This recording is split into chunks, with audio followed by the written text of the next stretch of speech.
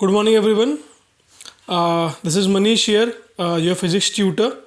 And आप लोगों का प्रशांत सर ने मैग्नेटिज्म तक करवाया था. Maybe few topics would have been there or up and down, so we will discuss that in Zoom lecture and then we will continue with that. But आज हम लोग बात करेंगे about electromagnetic induction, that is EMI. Before coming to EMI, let us talk about me first of all. I have been teaching physics from last 7 to 8 years. And I've been dealing in JEE Advanced and NEET at various stages. And currently I've been working in Mumbai. तो अभी मुझे assign किया गया है कि आपको EMI पढ़ाना है फ़िलहाल, कि इलेक्ट्रोमैग्नेटिक इंडक्शन क्या होगा. बट सबसे पहले मुझे ये पूछना है कि what is the basic difference और what is the basic relation between the electric field and magnetic field. Electric field और मैग्नेटिक फील्ड के बीच में क्या ऐसी चीज़ें हैं जो बहुत कॉमन है और जो बहुत मतलब लिंक करती है इनको. जैसे हमने नाम तो बोर्ड पे लिख दिया है, that is electromagnetic induction and the short form of the chapter is nothing but EMI. That is fine. ये हमको पता है कि EMI होगा इलेक्ट्रोमैग्नेटिक इंडक्शन. इलेक्ट्रो का मतलब simply I can write it is nothing but your electric field and magnetic का simple मतलब होगा आपका मैग्नेटिक फील्ड. बेसिकली जब मैं इन दोनों चीज़ों के बारे में बात करता हूं तो I can simply in a word if I say that they are inseparable. आप इन दोनों को अलग नहीं कर सकते. हम लोगों ने इलेक्ट्रिक फील्ड पढ़ा था इलेक्ट्रोस्टैटिक्स में, मैग्नेटिक फील्ड पढ़ा magnetic effect of electric current और मैग्नेटिज्म में. वहाँ हम लोगों ने बात किया about diamagnetic, paramagnetic, ferromagnetic materials. सबसे पहले हम लोगों ने स्टार्ट किया electrostatics. That means the charge was at rest, charge was not moving. Then हम लोग बात कर रहे थे करंट इलेक्ट्रिसिटी का, the charge is in motion. Then due to the charge in motion there was creation of magnetic field. Oersted's experiment we have talked about. Oersted's ने क्या कहा था कि जब भी किसी कंडक्टर में से करंट फ्लो होगा, जब भी किसी कंडक्टर में से करंट बहेगा तो करंट बहने के कारण उसके आसपास क्या प्रोड्यूस होगी, मैग्नेटिक फील्ड प्रोड्यूस होगी. ये उन्होंने एक्सपेरिमेंटली ऑब्जर्व किया था. अब सवाल ये था कि जब इलेक्ट्रिक करंट के कारण हम लोग मैग्नेटिक फील्ड बना सकते हैं तो क्या हमारे पास में मैग्नेटिक फील्ड हो और हम इलेक्ट्रिक करंट बना सकते हैं, vice and versa. Electric current था. So the chapter that we have learn it was magnetic effect of electric current. यहाँ पर क्या था, एक किसी कंडक्टर में से करंट आए फ्लो होगा तो इसके अराउंड में एक कुछ फील्ड जनरेट होगी and that field was nothing but your magnetic field given by the vector B. B के अलग अलग फॉर्मूले थे. It is mu naught by 4 m by r square और बी का आपने पढ़ा होगा mu naught by 4 I dl sine theta upon r square. ये अलग अलग लॉज हम लोगों ने पढ़े. बट यहाँ पर हम लोग क्या फोकस कर रहे थे कि जब भी किसी कंडक्टर में से करंट फ्लो होता है, जब भी किसी कंडक्टर में से करंट बहता है तो उसके आसपास एक मैग्नेटिक फील्ड नामक कोई चीज़ प्रोड्यूस हो जाएगी. यदि मैग्नेटिक फील्ड प्रोड्यूस हो जाएगी तो चलो ठीक है, मान लिया कि करंट है तो करंट के कारण मैग्नेटिक फील्ड प्रोड्यूस हो गई. फिर हम लोगों ने लॉरेंट्ज फोर्स की बात की, फिर हम लोगों ने थोड़ा बहुत फ्लेमिंग्स के रूल्स पढ़े होंगे. बट अब सवाल ये था कि मेरे पास यदि सिर्फ पहले मैग्नेटिक फील्ड है तो क्या मैं मैग्नेटिक फील्ड के कारण करंट प्रोड्यूस कर सकता हूँ? क्या हमारे पास में मैग्नेटिक फील्ड होने के बाद में हम लोग उसे करंट प्रोड्यूस कर पाएंगे? So now the question Kemps is this one. जब हम लोग इन दोनों को इनसेपरेबल कह रहे हैं तो what is the meaning of inseparable? कि जहाँ जहाँ पर इलेक्ट्रिक फील्ड है वहाँ वहाँ पर मैग्नेटिक फील्ड है और जहाँ जहाँ पर मैग्नेटिक फील्ड है वहाँ वहाँ पर इलेक्ट्रिक फील्ड है. इसीलिए हम लोग जो चैप्टर पढ़ते हैं it is called as electromagnetic wave. Electromagnetic wave का मतलब क्या है, यहाँ पर इलेक्ट्रिक फील्ड भी होगा साथ में मैग्नेटिक फील्ड भी होगा. ठीक है, तो coming back to the question again, what was the question we have to focus in this chapter was कि हमारे पास में मैग्नेटिक फील्ड है, क्या हम लोग उससे इलेक्ट्रिक करंट प्रोड्यूस कर सकते हैं? और इसके बहुत सारे एग्जांपल्स आपने अपने घर में शादियों में देखे होंगे. अभी currently when there is an load shedding, when there is power cut and during this lockdown, so you must have seen many things around yourself. You know it already. It is my duty to explore more technical knowledge in that. Fine. और बहुत ज़्यादा deep में हमको फिलहाल अपने आप में, यदि मैं बोलूँ आपको तो अपने आप में पूरा इंजीनियरिंग है ये. Electric current, current electricity, AC, DC, ये बहुत बड़े बड़े चैप्टर्स हैं. बट यहाँ पे हमको सिर्फ इंट्रोडक्शन नामक ही हमको स्टडी करनी है. तो again coming back to the topic, question क्या था हमारे पास? क्वेश्चन ये था कि हमारे पास में यदि मैग्नेटिक फील्ड हो तो क्या हम लोग करंट प्रोड्यूस कर सकते हैं? हम लोगों ने पहले प्रूव कर लिया कि जब जब हमारे पास में करंट था हमने मैग्नेटिक फील्ड प्रोड्यूस कर ली. ठीक है, समझ में आया भाई साहब. पर यदि करंट होगा, मैग्नेटिक फील्ड होगी तो करंट प्रोड्यूस कर पाएंगे क्या? देखते हैं होगा कि नहीं होगा, नहीं पता हमको। तो I will start with the first thing, that is magnetic flux. तो क्या कोई मुझे बता पाएगा कि what is the basic meaning of magnetic flux which is given as phi? Magnetic flux होता क्या है? अब हम लोग जो मैग्नेटिक फील्ड को डिफाइन कर रहे थे, हमने इलेक्ट्रिक फील्ड डिफाइन की थी। इलेक्ट्रिक फील्ड क्या थी? फोर्स पर यूनिट चार्ज, और था electric field lines passing through per unit area. अब सबसे पहले मुझे आपको ये पूछना है कि जो आपका एरिया है, एरिया ये आपका स्केलर क्वांटिटी है कि एरिया आपका वेक्टर क्वांटिटी है? सोचिए कि आपको क्या लगता है, एरिया स्केलर होगा या एरिया वेक्टर होगा? एरिया का फॉर्मूला हमको पता है, यदि मैं इस बोर्ड का कैलकुलेट करूँ तो ये इसका लेंथ होगा और ये इसका ब्रेथ होगा। So I will do L into B, right, length into breadth. So L cross B when you write, this L is also a vector quantity, this B is also a vector quantity, so the area is a vector product, it is not scalar. Area हमेशा vector होगा। इसका direction कैसे होगा? Suppose ये board है, ये area perpendicular हो गया आउटसाइड डायरेक्शन और it could be inside. If I do L cross B तो मेरा थंब कहां पर आ रहा है? बाहर आ रहा है। जहां पर डायरेक्शन ऑफ थंब होगा that is my vector, that is vector product. So area जो होगा it is always been the vector quantity. So हम लोग जब भी एरिया लिखते हैं तो we write it as ds vector, और इसका डायरेक्शन जो होगा, direction is always perpendicular to the given surface area. ये हमेशा किसी भी सरफेस एरिया को परपेंडिकुलर ही होगा। जैसे कि इस बोर्ड के लिए यहाँ पर, मेरे हाथ के लिए यहाँ पर ऐसा हाथ है तो ऐसे होगा, ऐसा इंक्लाइंड हाथ है तो ऐसे होगा। जो भी सरफेस होगा उसको हमेशा परपेंडिकुलर लेना है। अच्छा, अब मैग्नेटिक फ्लक्स को डिफाइन करने चलते हैं कि कैसे डिफाइन करेंगे। हम लोगों ने डिफाइन किया फिर कि magnetic field is simply defined as magnetic flux passing through per unit area. अब मैंने पासिंग थ्रू कहा है, I am saying the magnetic field is defined as magnetic flux passing through per unit area. और हम लोग समझ चुके थे कि एरिया हमारा कौन सा क्वांटिटी है? वेक्टर क्वांटिटी है।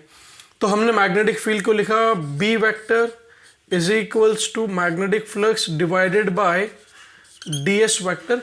तो हमको ये समझ में आ चुका था कि ds हमारा एरिया वेक्टर है।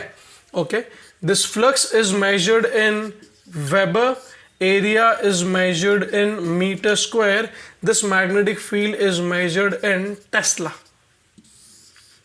That is the SI unit of magnetic field. So I can define 1 Tesla is simply 1 Weber per 1 meter square. This is called as magnetic field in SI quantity. हम लोग धीरे धीरे change भी करेंगे। Tesla cars आपने सुना होगा अभी कि वो टेस्ला कार्स है, ठीक है। तो अब हमको समझ में आया कि मैग्नेटिक फील्ड ऐसे है। तो क्या मैं इस फॉर्मूला से ऐसे लिख पाऊंगा? Magnetic flux is defined as vector B dot vector ds। Dot product होगा। जब भी दो वेक्टर क्वांटिटी के बीच में डॉट प्रोडक्ट है, मतलब जो आपका फ्लक्स बनने वाला होगा वो कौन सा क्वांटिटी होगा? That is going to be a scalar quantity. और हाँ, बताइए what is vector A dot vector B? It is simply given as A into B into cos theta. तो मेरे लिए जो फ्लक्स का फॉर्मूला हो जाएगा वो भी क्या होगा? B into ds into cos theta, where this theta is nothing but the angle between the magnetic field vector and area vector. जो थीटा है it is the angle between magnetic field line and area. This is what we call as magnetic flux. ध्यान से देख लीजिए एक बार, हम लोग इससे अलग अलग डेफिनेशन जो है वो भी कंटिन्यू करते हैं। सो एरिया हमारा वेक्टर होगा, मैग्नेटिक फील्ड को हमने डिफाइन किया magnetic flux passing through per unit area. मैं नीचे का मिटा देता हूँ ताकि मुझे थोड़ा स्पेस मिल जाए, ठीक है। तो अब हमने बोला कि theta is the angle between this and this thing. देखते हैं एग्जाम्पल नंबर 1। सपोज मैं बोलूँ कि मेरे पास ऐसे कॉइल है, इस कॉइल में the magnetic field is going like this. This is the direction of magnetic field line, उसको सर्कल को क्रॉस कर रही है। सर्कल ऐसे रखा होगा, ऐसे सर्कल रखा है, मैग्नेटिक फील्ड लाइन यहां से क्रॉस कर रही है। एरिया वेक्टर भी तो यही होगा, परपेंडिकुलर।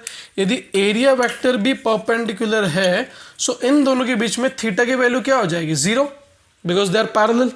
दोनों साथ में पैरेलल है तो कैसे आएगा, 0 आएगा।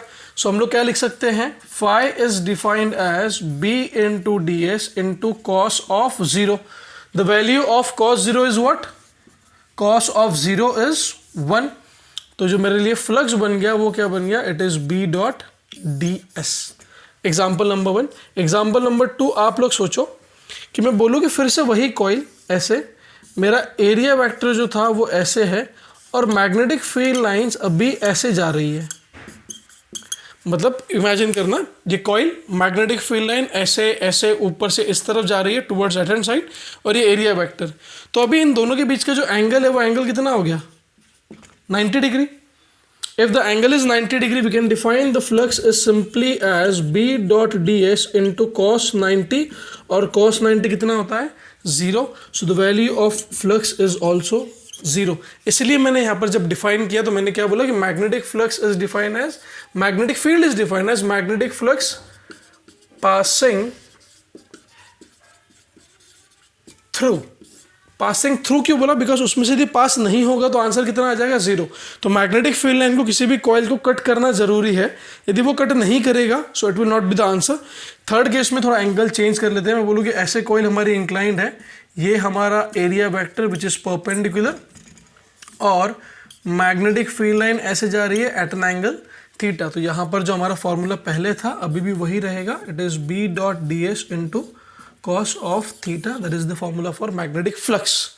So magnetic field line is defined as magnetic field, magnetic field is defined as magnetic flux passing through point area. Magnetic field lines ने उस एरिया को कट करना जरूरी है। यदि वो उस एरिया को कट नहीं कर पाएगा तो हम लोग उसको कभी भी वेक्टर फॉर्म में लिख नहीं सकते हैं। And you know the flux is an scalar quantity whereas magnetic field line is a vector quantity.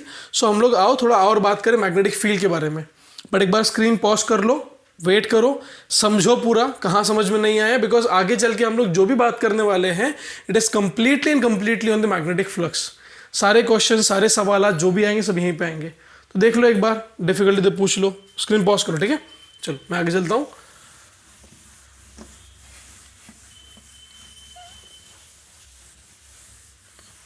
अब हम लोगों ने SI में डिफाइन कर दिया था कि मैग्नेटिक फील्ड को हम लोग गिनेंगे टेस्ला में, मैग्नेटिक फ्लक्स को हम लोग गिनेंगे वेबर में, और एरिया को गिनेंगे हम लोग मीटर में। But 1 weber is equals to 10⁸ Maxwell. Maxwell is the CGS quantity of the flux and this is SI quantity of the flux. तो 1 weber is 10⁸ Maxwell. 1 metre square is 10⁴ centimetre square. I hope how to convert आपका आता होगा। 1 metre मतलब कितना होगा, 100 centimetre. So 100 centimetre का square मतलब 10⁻² centimetre का स्क्वायर। तो कंप्लीट स्क्वायर कर दो, कितना होगा 10⁴ सेंटीमीटर स्क्वायर, ठीक है। अच्छा चलो रखते हैं, 1 टेस्ला इज 1 वेबर पर 1 मीटर स्क्वायर। ये हो जाएगा 10⁸ मैक्सवेल अपॉन 10⁻⁴ सेंटीमीटर स्क्वायर। 10⁻⁴ को ऊपर ले जाओगे तो क्या होगा, वो 10⁻⁻⁴। तो 10⁻⁻⁴ कैसे लिखिए इसको, 10⁸ into 10⁻⁻⁴ maxwell divide by centimetre square. By the laws of indices if the basis are same the power gets added. तो ये क्या हो जाएगा 10 8 - 4 it is Maxwell upon centimeter square. So which is 10⁻+4 Maxwell upon centimeter square, which was your 1 Tesla. Maxwell upon centimeter square is called as Gauss. So the conversion from SI quantity to CGS is 10⁴ Gauss. And Gauss is the CGS unit for magnetic field, where Tesla is the SI unit for magnetic field. I hope the conversion has been very much clear कि हमको यदि SI में दिया हो तो हमको Tesla लेना है, यदि हमको CGS में दिया हो तो हमको गॉस लेना है। And 1 weber is 10⁸ Maxwell, 1 meter square is 10⁴ centimeter square, and by the conversion 1 Tesla is 10⁴ Gauss, ठीक है। चलो आगे चलते हैं। अब हमको थोड़ा सा EMI के बारे में बात करना है। बेसिक हमारी जो अंडरस्टैंडिंग थी about the magnetic field line वो सारी कंप्लीट हो गई। जो यूनिट कन्वर्जेंस थे वो हमारे कंप्लीट हो गए। अभी अचानक से हमको ये सवाल फिर से वही था, I will write the question on the board, कि जब जब हमारे पास में किसी प्रकार का मैग्नेटिक फील्ड है तो क्या हम लोग, if we have the magnetic field, तो क्या हम लोग इससे करंट जनरेट कर सकते हैं। There was the question throughout the chapter we have and then we will try to prove that कि हाँ ऐसा होगा या नहीं होगा। देखते हैं, आपने पढ़ा भी है, आपको पता भी होगा तो अच्छी बात है। चलो, if you talk about the first thing, अच्छा ये एक नोटेशन याद कर लीजिएगा, जब भी मैं ऐसे क्रॉस करूँ तो इसका मतलब है कि it is going in the board, और जब भी ऐसे मैं डॉट लिखूँ it means it is out of the board. और कई बार ना ऐसे सर्कल भी बना देते हैं, but it is fine if you don't make it circle, for me it is fine. It is just that cross का मतलब क्या होगा, सपोज ये वेक्टर क्वांटिटी है, tip of the pen, it is going in तो मैं लिखूंगा cross, if it is coming out तो राइट इट एज डॉट। ये अंडरस्टैंड समझ में रखना पहले। तो example we will write about some models and experimental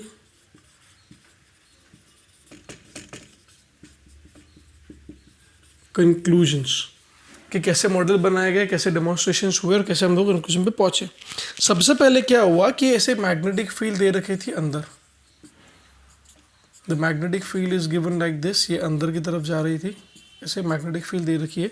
इस मैग्नेटिक फील्ड के पास में हमारे पास ऐसा एक सर्कल था, एक कोई सर्कुलर कॉइल थी।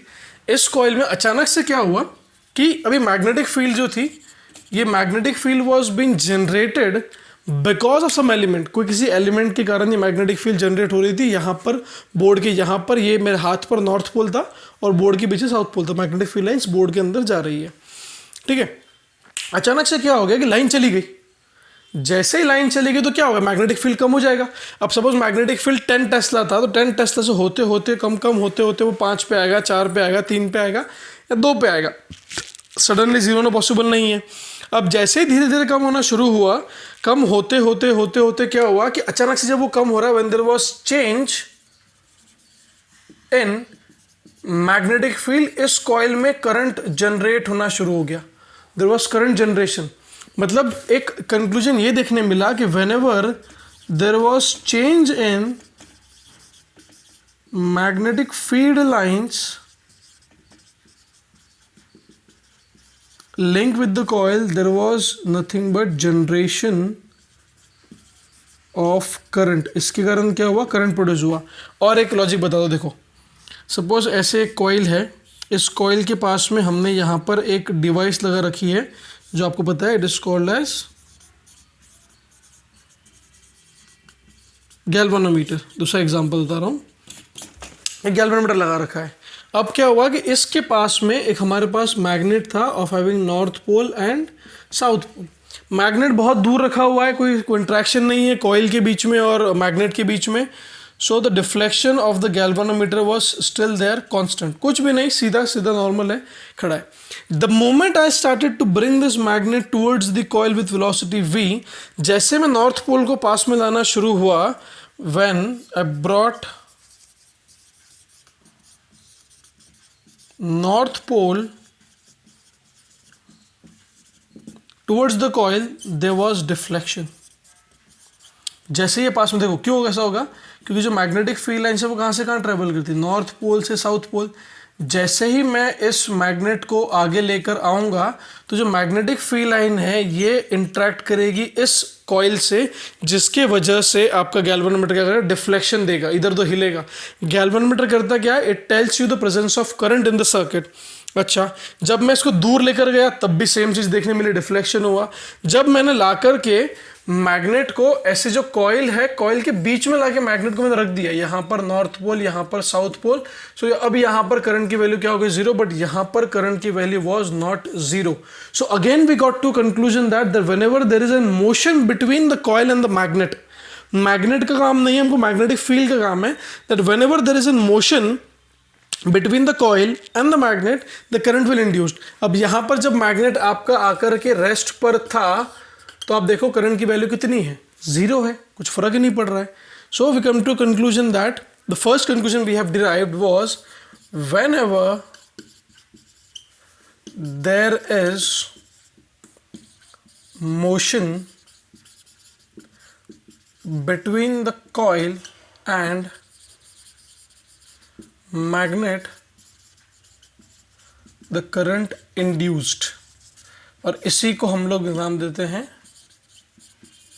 induced current. This is what we call as induced current because motion है तभी करंट प्रोड्यूस हुआ। यहाँ पर भी देखो क्या था कि जब इनिशियली मैग्नेटिक फील्ड अवेलेबल थी तो यहाँ पर करंट की वैल्यू थी नहीं, 0 था, because magnetic field line constant था। जैसे लाइन गई, मैग्नेटिक फील्ड लाइंस कम हुए, फिर से लाइन आई, मैग्नेटिक फील्ड लाइंस बढ़ी, मतलब यहाँ पर क्या हुआ, there was some change in magnetic field line and due to the change there was one thing generated which was current. अब पर अभी तक क्लियर नहीं हुआ कि what is the basic reason कि ऐसा हुआ होगा, क्यों ऐसा हुआ होगा, कंक्लूड नहीं हुआ, बट कंक्लूजन में पहले ये समझ में आया that whenever there is motion between the coil and the magnet the current is induced. Screen pause करो, देखो एक बार कि how exactly it is been happening. अब हम लोग बात करेंगे डायरेक्शन ऑफ इंड्यूस्ड करंट का, कि इंड्यूस्ड करंट तो है, ईएमएफ भी होगा, करंट का डायरेक्शन क्या होगा, क्लॉकवाइज कब, एंटी क्लॉकवाइज कब, वो देखते धीरे धीरे। फिर सेकेंड ऑब्जर्वेशन में हमने क्या किया कि हमने मैग्नेटिक फील्ड लाइंस को अंदर रखा और इस कॉइल को अब बताओ what is the angle right now theta between the magnetic field line and area vector. इन दोनों में एंगल कितना है? मैग्नेटिक फील्ड लाइन कहाँ जा रही है आपकी, अंदर की तरफ। मैं मानता हूं कि जो मेरा ds वेक्टर है विच इज परपेंडिकुलर, मैं उसको भी ऐसे मानता हूं अंदर की तरफ, तो भी अंदर जा रहा है। So theta between this is completely zero है, कोई एंगल चेंज नहीं हो रहा। अब मैंने कॉइल को दो तरीके से घुमाया, मैं दो तरीके बताता हूं आपको। इसको मैंने ऐसे घुमाया by the angular velocity omega, मतलब इस कॉइल को मैं ऐसे घुमा रहा हूं, ऐसे। तो ऐसे घुमाने पर क्या हुआ, there was no change in the angle between the magnetic field line and area vector. तो यहां पर जो करंट की वैल्यू थी वो अब भी क्या रही, 0। ठीक है, समझ में आया। जब इस कॉइल को अब हमने ऐसे घुमाया by the angular velocity omega, सोचो कि जब ये कॉइल ऐसे थी तो एरिया वेक्टर अंदर था, मैग्नेटिक फील्ड लाइन अंदर थी। अब क्या हुआ, कॉइल घूमने लगी, कॉइल घूम रही है हर बार, तो जो मेरा एरिया वेक्टर देखो धीरे धीरे क्या होगा, एरिया वेक्टर चेंज होगा। सो एरिया वेक्टर चेंज होने से क्या चेंज हुआ आपका, theta. So when the angle was changing in this one, यहां पर जो करंट की वैल्यू थी it was not 0, some amount of current was generated in the circuit because the value of angle between the magnetic field line and area vector is changing. As the angle between the magnetic field and area is changing, current is not 0.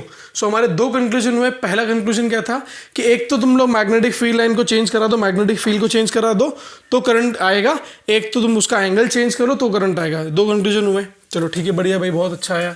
और आगे देखते हैं क्या क्या conclusion हो सकते हैं। And finally we gonna combine all the conclusions to carry forward the same chapter furthermore. ठीक है, तीसरा कंक्लूजन देखते हैं कि ऐसे मैग्नेटिक फील्ड लाइन अंदर, आप लोग मैग्नेटिक फील्ड लाइन बाहर भी मान सकते हो, मुझे उसमें कोई चिंता नहीं है, कोई दिक्कत नहीं है। I am not that kind of a person who is being stagnant. You take it outward, it is fine, you take it inward, it is fine, there is no problem. So when I say that ये जो magnetic field line है, इस coil का जो radius था वो r था, radius r है। ठीक है, अब मैंने दो कंक्लूजन लिए। एक बार मैंने बोला कि radius of the coil is increasing, तो बताओ क्या होगा। पहले रेडियस ये वाली थी, फिर कुछ देर बाद रेडियस ये हो जाएगी, उसके बाद उसके पहले रेडियस ये रही होगी थोड़ी सी। So it is increasing, it is increasing, radius बढ़ रही है। जितना जितना रेडियस बढ़ेगा क्या उतना मैग्नेटिक फील्ड जो इस सर्कल के अंदर है वो बढ़ रहे हैं। पहले 1 थे, फिर 3 हुए, फिर 5 हुए, तो मैग्नेटिक फील्ड लाइन उस कॉइल के साथ में क्या हो रही है, चेंज हो रही है। तो इस केस में भी जब भी रेडियस ऑफ द कॉइल बढ़ेगी तो क्या चेंज होगा आपका, area of the coil will also change and due to this change the value of current will not be 0, मतलब कुछ ना कुछ वहां पर करंट फ्लो होना शुरू कर जाएगा। तो करंट फ्लो हो रहा है, करंट फ्लो हो रहा है, ठीक है। अच्छा, फिर यदि ऐसे हम लोग कर लें कि the radius of the coil is decreasing, यदि मैं रेडियस ऑफ द कॉइल को डिक्रीज कर दूं तो क्या होगा, पहले रेडियस ये था, फिर रेडियस ये होगा, फिर रेडियस ये होगा, फिर रेडियस ये होगा, मतलब जितना रेडियस कम कम करते जाओ, अभी भी क्या है वहाँ पर एक चीज़ है जो कांस्टेंट हर जगह पे क्या है, वो चेंज, परिवर्तन, हर जगह पे परिवर्तन आ रहा है। जब जब परिवर्तन आएगा तब तक करंट की वैल्यू क्या हो जाएगी, non zero, otherwise the current is gonna be zero. So ये बेसिक हमारे 3 कंक्लूजन्स हुए जहां से हमको ये समझ में आता है कि whenever there is a magnetic field line link with the coil, so due to that the EMF will induced and current will also induce in that circuit। जब भी करंट इंड्यूस होगा तो हम लोग क्या करेंगे, हम लोग बताएंगे कि what ever the magnetic field line is changing, और जितने भी सर्किट्स में करंट इंड्यूस हुआ है it is because of the same factor that something was changing. Something was changing तो किस पर डिपेंड करेगा, अब वो देख लेते हैं कि कहाँ कहाँ पर किस किस क्वांटिटी पर ये सब कुछ डिपेंड करेगा और हम लोग कैसे लिख सकते हैं।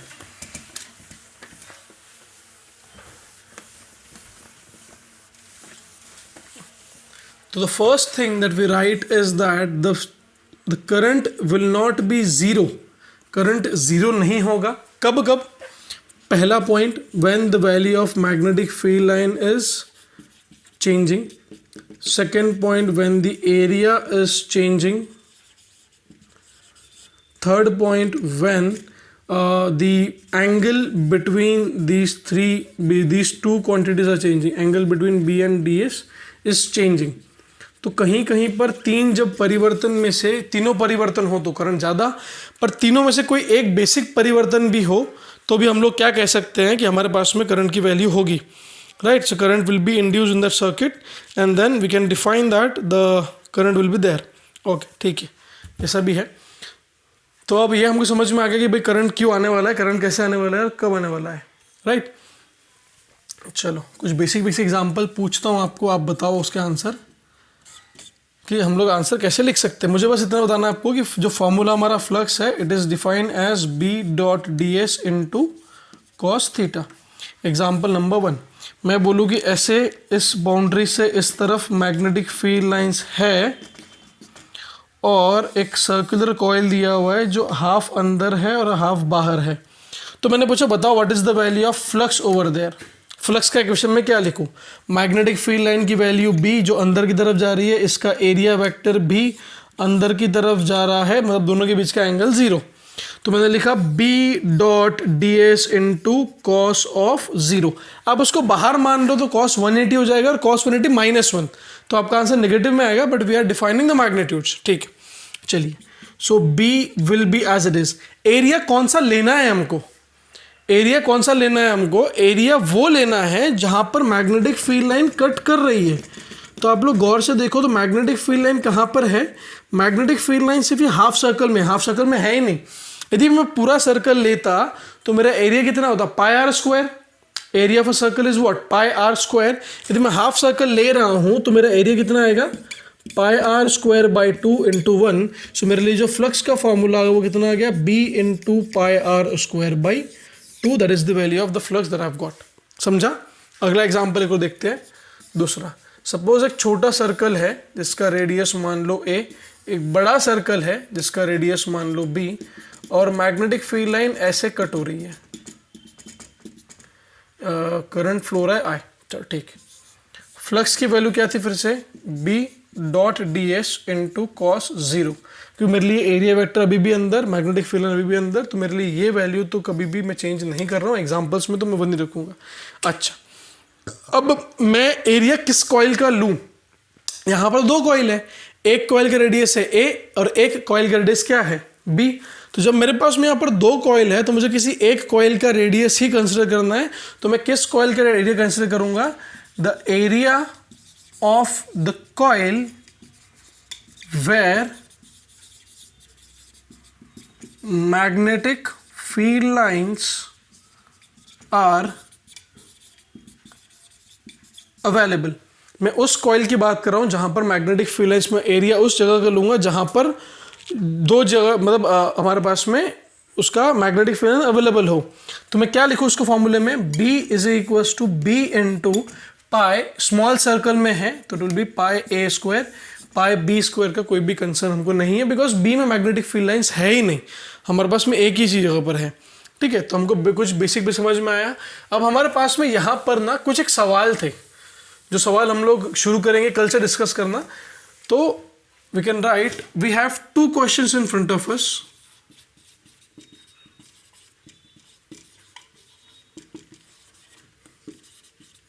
The first question is what will be the magnitude and what will be the direction। हमको पता है ना वेक्टर क्वांटिटी है, तो हमको पता होना चाहिए what is the value of direction and what is the value of quantity of the current. मतलब जो मैग्नेटिक फील्ड की वजह से हम लोग करंट जनरेट कर रहे हैं, करंट का मैग्नीट्यूड कितना होगा, डायरेक्शन कितना होगा, ये हमको पता करना चाहिए कि if you know and both the things about the current we can find the answer easily. So magnitude और करंट तो हम लोग कल स्टार्ट करेंगे। पहला कि how can we find out the direction of induced current, जो करंट इंड्यूस होगा उसका डायरेक्शन क्या होगा, हम लोग कल डिस्कस करेंगे कि what is direction of induced current. And then we talk about the magnitude of the induced current. और मैं आपको एक हिंट दे दूं कि डायरेक्शन ऑफ इंड्यूस्ड करंट में पढ़ाऊंगा